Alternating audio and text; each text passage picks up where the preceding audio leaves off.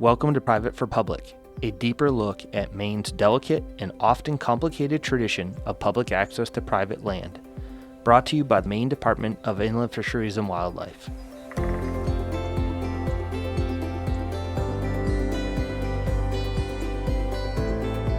Have you ever wondered whose land you're recreating on?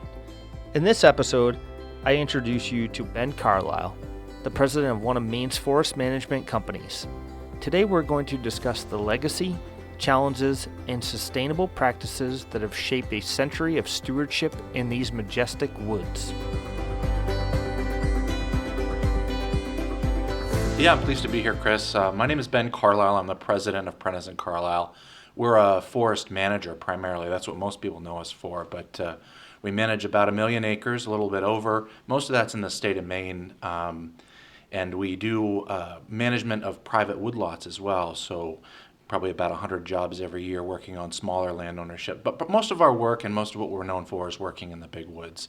We're a little different than other forest managers in that we have a logging crew, so we also have about 35 employees of ours that operate harvesting equipment and road equipment.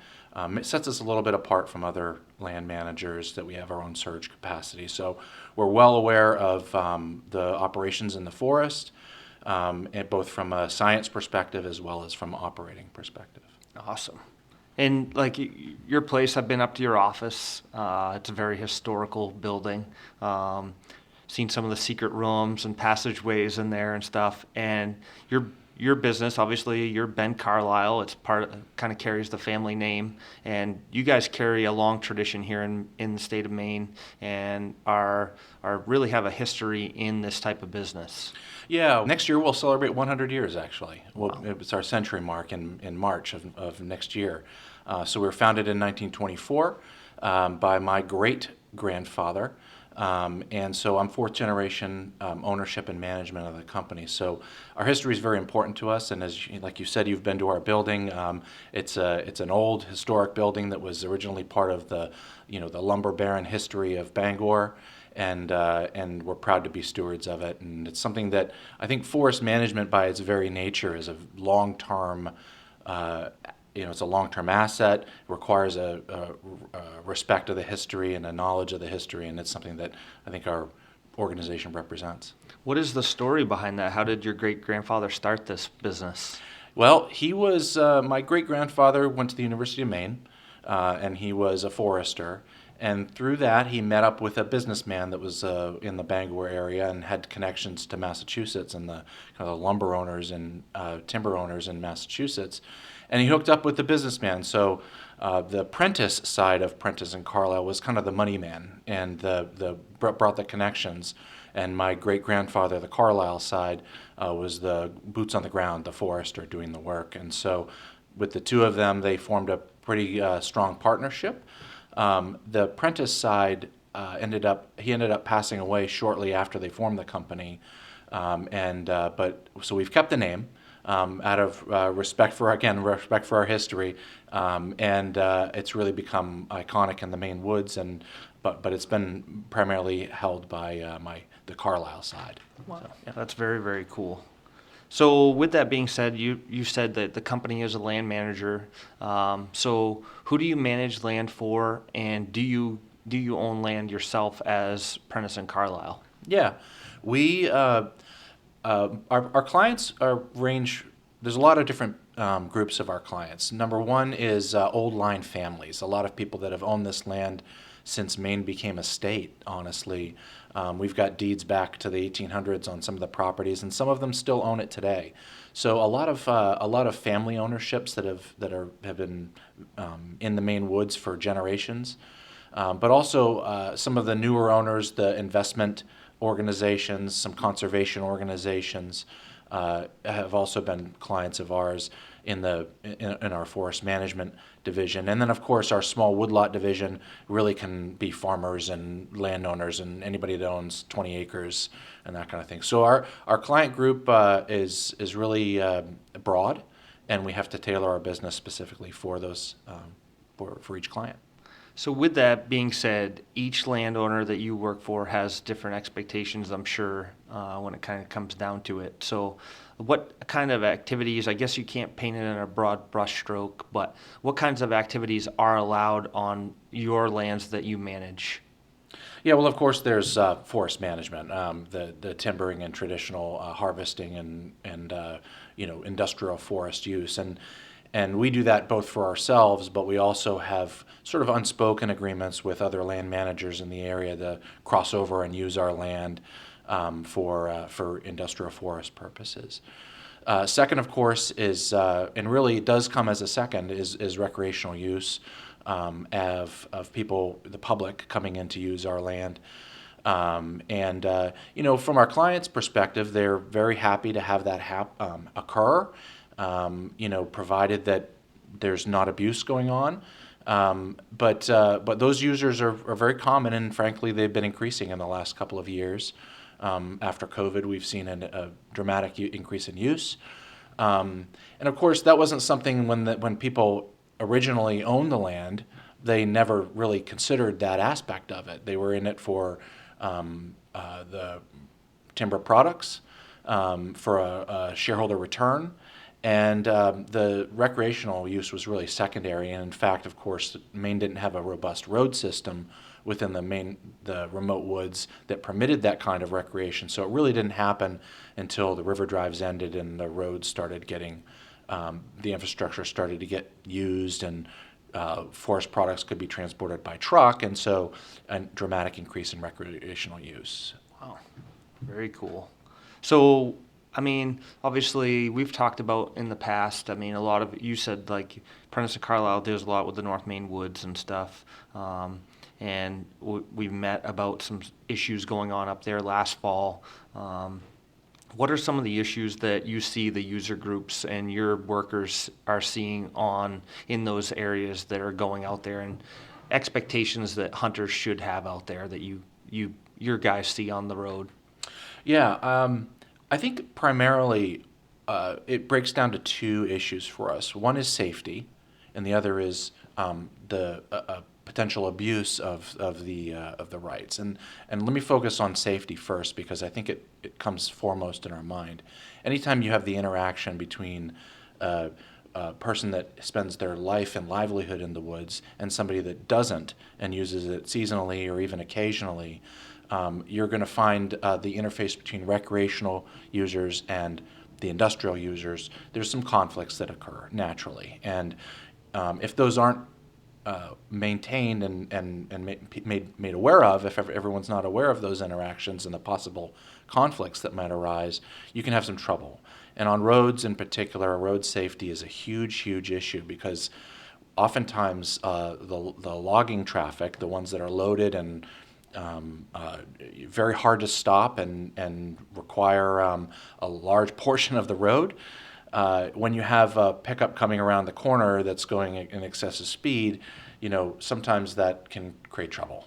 And so we've also had situations where, hunters of all kinds, but you may have a bird hunter that's driving a little slowly, looking for game, and a log truck comes around the corner. Again, very hard to stop, very heavy. And you have a impediment in the roadway that is unaware of the danger they're creating. And so the more awareness that we can create around road safety, I think the better. And in particular, it has to do with log trucks. And that can come in a couple of different ways, both just in terms of the head-on, head-to-head, but also in slow-moving or blocked roads. If hunters aren't pulling over all the way on the side of the road, even on side roads, because side roads can be used for emergency purposes as well. So we don't want people blocking roads of any way, because you may not be seen in time for a log truck to be stopped, as well as just the emergency services and that kind of evacuation that may need, because these are working woods. They're actively being managed, and these crews need to get where they're going. The other way that this can manifest itself, particularly in the summertime, is with dust road dust can be a huge issue. These trucks throw up a lot of dust, and you don't have to be too big to throw up a lot of dust. I'm sure you've seen that, Chris, driving around. These roads throw up a lot of dust, and the visibility can be really inhibited when you're behind any of these trucks. So keeping a safe distance, I think, is very important. I think a lot of it too is, I mean, obviously, like you discussed with COVID, we had a lot more people going into the woods, particularly the North Main woods, because it was a place to get away. But just in general, people were going into the woods. And I think over the years, there's been kind of a disconnect with that where they don't realize that that's someone's private property. That's people that are working on those roads, like you said. Like they got it to and from, and it's not a good place to bird hunt on the Golden Road. It's not like you may see a bird, but probably not the best place to get out and try to shoot a bird because big trucks are going through there. It's not really a good place to be. And like I know we discussed it last year, but like there were incidents with forwarders and stuff like swinging around and driving logs through people's windshields and stuff. And what's some of the, like, I mean, we all kind of know, we learned growing up around the working forest, like what to look for when you come up on an approaching timber harvest. What's something that you could look for that the operators are looking for from these people that are out there working around the forest? Yeah. Well, I think first of all, I would avoid the conflict at all if you could, to avoid entering into an active logging operation. And all you need to do is, if you get too close, it can really spell disaster. If you do have to get through, and if you're on your way to somewhere, well, we've actually gotten to the point where we occasionally block our roads. We'll lay down a log in front of the road, the entryway into the logging job. And then, of course, once you get the attention of the operator, we can move those logs for you to pass safely. But it just provides a little bit of a roadblock. So if you see one of those logs lying off the middle of the road, that's very intentional. And it means that you're entering into an area where you need to be really cautious. The other thing is signage. We've been possibly putting up, in some instances, highly trafficked roads, we'll put up signage. Pay attention to those signs because they really, we take them down when we're done, we put them up when we start, so pay attention to those. Once you get to a point where if you do have either a sign or a log blocking the roadway and those have been moved out of the way, it's still a good idea always, no matter what the situation is, to get the attention of the operator. And that person, in a lot of these cabs, they can only see out of one side. And so they have to be turned in the right direction, and it's difficult, and it takes some time to get the attention of the operator. But we've seen incidents, and you and I have spoken about this, where somebody feels like they are in a rush, and the boom of a delimber is up in the air, and it looks like it's safe, and you got just enough time to drive underneath it. You're not Mario Andretti. You need to pause and wait for the operator to look at you, acknowledge you.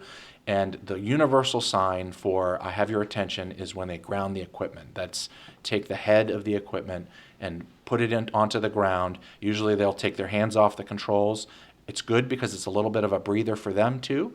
But that's the universal symbol for acknowledging your presence and letting you pass, is if they de-energize the equipment by setting it on the ground. So the user groups, like we talk about, like obviously we're in full swing now with hunting season, moose season's in full swing. Does Prentice and Carlisle manage their bear baits on these lands? Do they have a personal touch with the bear hunters that are going into these lands, and like the snowmobile trails going through? Are they working with these clubs, and where do you guys fall in line with that? Well, with the bear baiters specifically, we do permit bear baiting on our property. We work with North Main Woods Incorporated in order to manage our bear bait. So anybody interested in getting a bait site on us, we'll direct them to North Main Woods. We contract with them. That is North Main Woods is, of course, an organization of landowners that have got together to manage the recreation. We found them to be very efficient at managing bait sites for us. So, regarding the clubs, about 3 years ago, we decided to start to permit ATV use on certain roadways within our system. Before 2 or 3 years ago, we didn't permit any ATV use on our property, and it was primarily because we saw abuses on our property that we weren't willing to deal with. We saw a lot of road damage, some gate damage, people driving around gates. So we took a stance that was fairly hard-lined and that we didn't want any ATV use on our property. In the last 2 or 3 years, we've backed off a little bit from that, and instead we've contracted with the state to help manage certain trails. The state is very good at that. They've had a good network working and experience working with clubs.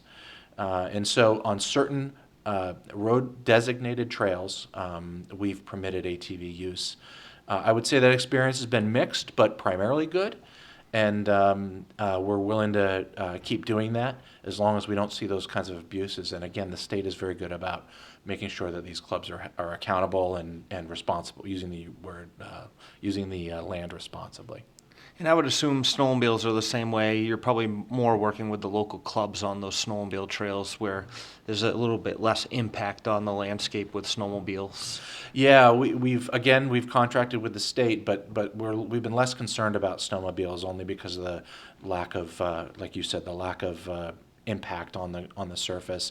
And we've got a good history of working with clubs, more so than with ATVs. So while ATVs is a little more new and tentative, the snowmobile use continues. And of course, that brings its own challenges because of even though there may not be impacts on the ground, there's safety concerns dealing with snowmobiles. So with that, I was gonna talk about it a little bit, but so up in the North Main woods, a lot of the trail systems, there's not a huge ITS trail system up there, but a lot of snowmobiles, and they'll ride off trail. Do you see issues with the off trail riding up there, or people riding on plowed roads that could be a safety concern? Yeah, the big issue, the safety concern, is on plowed roads. Yeah. We had an incident this past wintertime. Actually, we caught it on dash cam because we put dash cams in all of our trucks. We caught it on dash cams where a log truck driver was driving down a plowed road, came upon some snowmobilers going the same direction as he was, and he was going a little faster than they were. They made a sharp right turn. Again, caught it all on footage, unexpected, and they never heard the log truck behind them because they're they dealing with the snowmobile sounds. They're enjoying the trail. Never heard the log truck, and it was almost a collision. And I can tell you that would have been a bad one. But so obviously, stay away from plowed roads. If they're plowed, they're being used, and there's a reason why we're spending the money to plow them. So you're going to have log truck interference. And obviously, we had a couple incidents last year where people were riding on a designated snowmobile trail and they didn't stop before entering intersections and stuff. And those trucks, like you said, if they're loaded or unloaded, they're big trucks, they can't stop. Even the small trucks during the wintertime, the roads are either icy or they've been chewed up by the chains. It's hard to stop. Most of the time it's just the snowbanks keeping them in the roadways. So entering intersections and stuff like that is important to stop also. We don't put a stop sign up so you don't obey it, just like on motor vehicles, you're supposed to stop. So keep that in mind when you're out there, when you're riding on these trails. One of the things I did want to ask, because it does differ for the land managers or landowners. Some landowners allow for ATV retrieval of animals. What's Prentice and Carlisle on that? Is it just designated ATV trails, or can you retrieve a moose if you get one down and go through a chopping? Some landowners do allow that, but others don't. Yeah, we generally keep ATV use to the marked trails. And again, I think that's partly our experience, speaking in the past experiences. And I sympathize with hunters because not only is the rules, depending on where you are, different, and that can be hard to understand and hard to follow. But I sympathize. Never had to do it myself, but carrying out a moose or a deer is a challenge. But we keep ATVs to the designated marked trails. That's our current policy.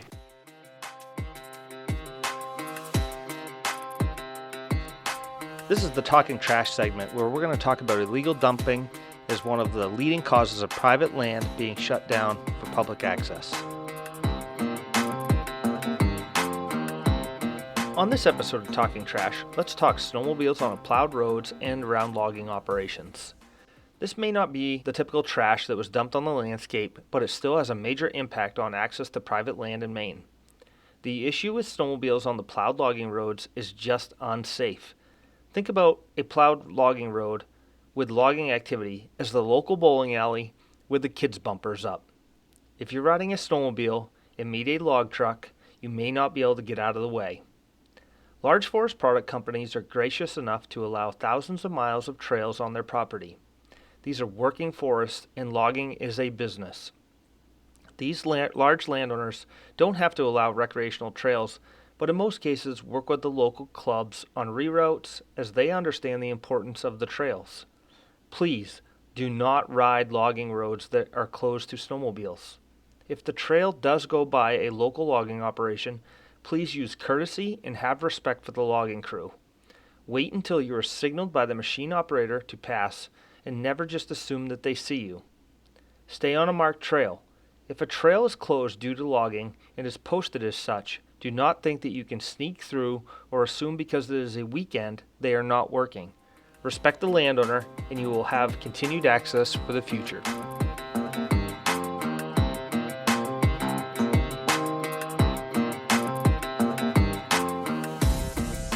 With land abuse, you talked about it a little bit, you hit on it. Have you seen an increase in land that's been closed down, or people that you manage land for asking for gates just because of that? They want people to be more respectful, and they would allow foot traffic, but they don't want vehicles going through. Have you seen an increase in that? Depending on the nature of the client of ours, and the short answer is we run the spectrum. Some folks are more relaxed about the use, and some are more they want to be more prescribed. We have seen, here we are in the middle of October of 2023, we have seen recently some landowners close off their land. And I think that's unfortunate, but some of the landowners, they've suffered through abuses. We've seen equipment vandalism on our own equipment. We've seen tools being theft of tools. We've seen theft of fuel. And frankly, it's very expensive when those things happen. And so the temptation is certainly there. We've resisted it. And I think the majority of landowners within Maine have resisted that temptation because I think there's more benefits to having the use right now than the detriments. With that being said, I mean, you kind of hit on it a little bit that you manage land in other states or even other countries, in Canada. And I mean, what is the uniqueness that we have in Maine with the use of other people's land? I mean, and where do you see that going in the future? Yeah, well, we've managed land in several other states in the Northeast as well as in the Lake states, and I can say that without a doubt, Maine is unique in its tradition of permitting the public use of the land. And you think about any other asset that anywhere, no matter what kind of that someone will allow the public to simply use without any cost or fee. It just doesn't exist. And so Maine is unique. And in other states, what we've seen are exclusive hunting leases. That's very, very common, that are expensive and frankly generate a significant return for the landowner. But in Maine, the culture has just evolved in a way that's been unique. We've allowed public use. Yes, there is North Maine Woods gates, and you do pay entrance into the North Maine Woods in order to use it, but that pays for road upkeep, and it pays for the gate maintenance and security, and it pays for a lot of things that it's a nonprofit organization, but it does help landowners mitigate some of these costs of additional recreational use. If you could talk to the land users from your side, what would you tell them on how to continue to have the respect for these landowners, and how can we continue to have this? What would you tell them? Oh boy. Well, I think again it comes down to safety and abuse. Safety is not just for the public. Safety is also for our workers. The last thing they want is to have an accident or something that may inhibit their livelihood. I mean, these people are working and they're employed in these woods, and that's their livelihood. So to the extent that the public recreational users could respect that it is a working forest, make sure that the safety, the safety of our employees is upheld, and I think just make sure that those interactions are positive. Um, Respect that logging trucks have the right of way, and you shouldn't be entering logging jobs to interrupt what they're doing unless you absolutely have to. So I think it's about mutual respect, and that has to do with both safety and land abuse, different perspectives.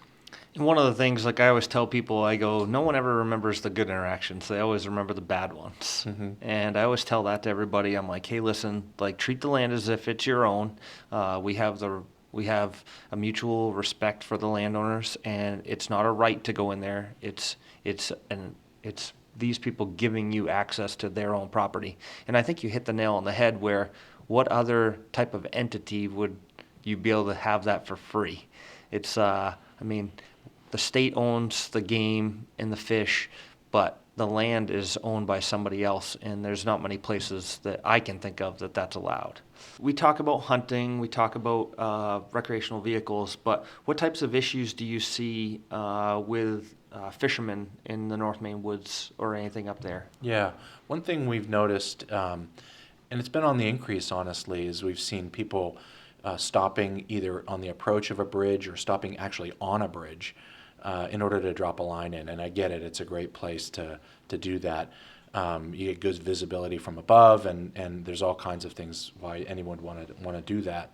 But the long and the short of it, again, is that these are working woods, and we occasionally have trucks coming around a corner, and some of these bridges, you don't have a good amount of visibility coming around either corners or with brush build up around the corners. So I would say it's very, very important that people do not stop on bridges or stop on the approach of bridges. A lot of these bridges are one way, just because that's what we've done, and so it's just important that fishermen should stay away from those.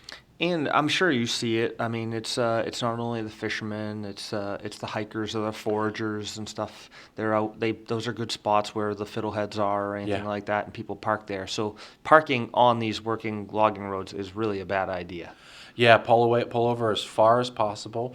Log trucks are bigger than you think they are, and again, if they're loaded, they have very little control over a short distance. What they can do in a short distance. So I touched on a little bit with foragers or hikers or anything like that. Is foraging allowed on a lot of the land that Prentice and Carlisle manages? It's kind of an interesting thing that has come up in the past. I know that there was some legislation about like people, because you're actually physically taking something off of people's property.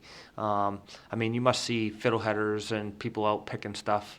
Chaga's a big one now. Yeah, we've gotten some anybody doing it commercially. We've gotten permits for. And so we've done also like tipping, for example. We've done tipping permits, and we've done some chaga permits and things like that. So occasionally, if somebody's ever going to do it commercially, we ask for a permit. Common.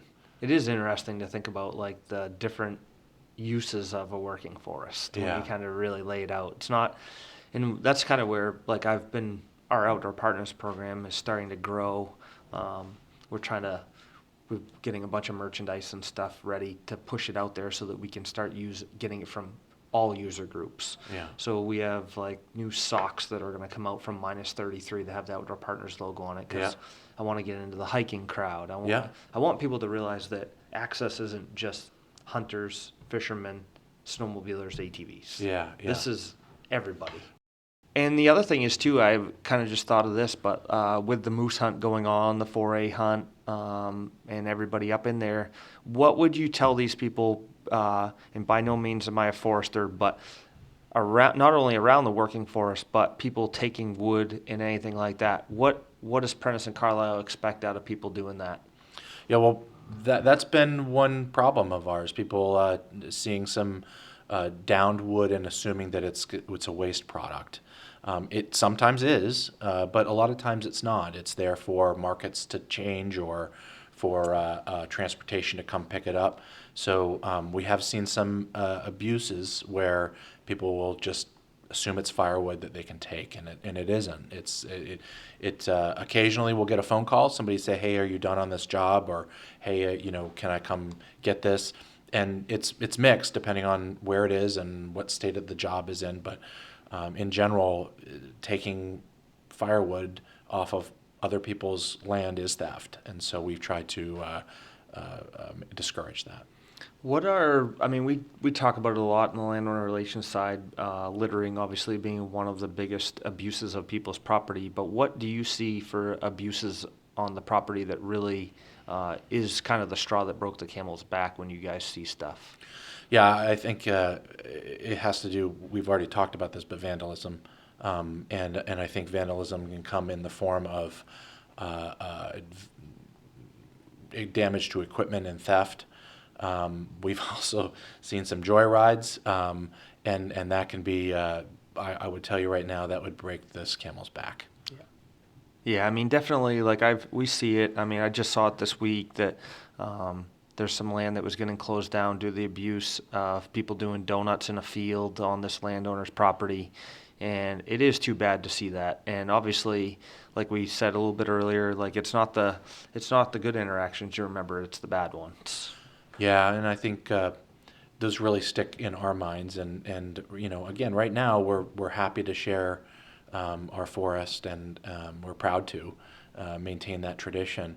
But when you have situations like dumping of debris, construction debris, tires, refrigerators, that can really, there's a real cost to clean that stuff up, and it becomes very tempting to put up gates. And we've resisted that for the most part. I mean, we put up gates strategically, but for the most part, we've left our land open.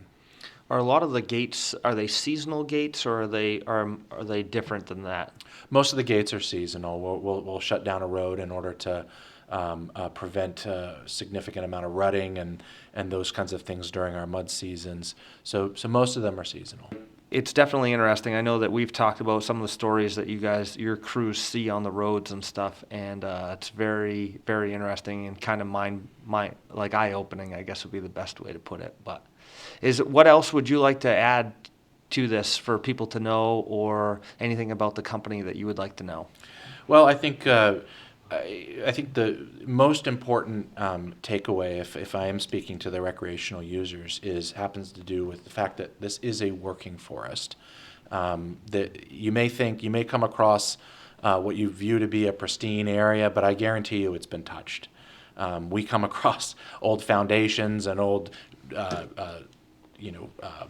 cemeteries and things like that in the middle of the woods. You would never think, but these woods have been working for a very long time, and they've been sustainably producing forest products for the nation for a long, long time. And so, to the extent we can respect that it's a working, where people are getting their livelihood from, everyone wants to do their job, go home at the end of the night and kiss their family, and so I think that's the message I would give to recreational users. If someone is, if they're looking at Onyx, or if they're looking at a Delorme Atlas, and they're looking to get a hold of Prentice and Carlisle to get permission for a tree stand or anything like that, and the North Main Woods is a little bit different, but if they're looking to get a hold of you guys for a question about the land, how can they do that? Yeah, the best way to do it is on our website. We've got a contact form, www.prenticeandcarlisle.com.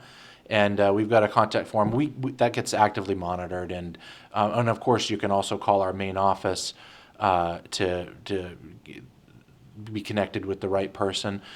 We tend to manage it. Every region is a little different. We have a different contact person depending on what region you're in. So the best way is just to reach out to one central place, either through our website or through our main line.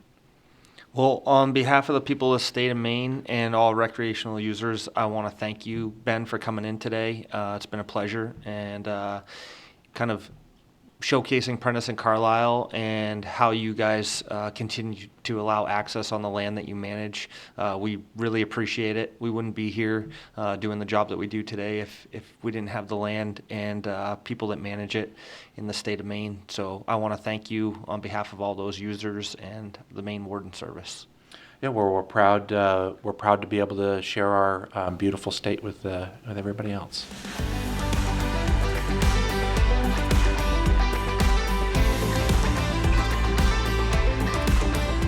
Thanks for listening. I hope this discussion has helped shape your perspective on the importance of supporting our private landowners in Maine. Join me again next week when I'll be chatting with retired forest ranger Bill Greaves. Bill has a long career in the forest industry and is using his retirement to give back to the community as executive director for the North Maine Woods.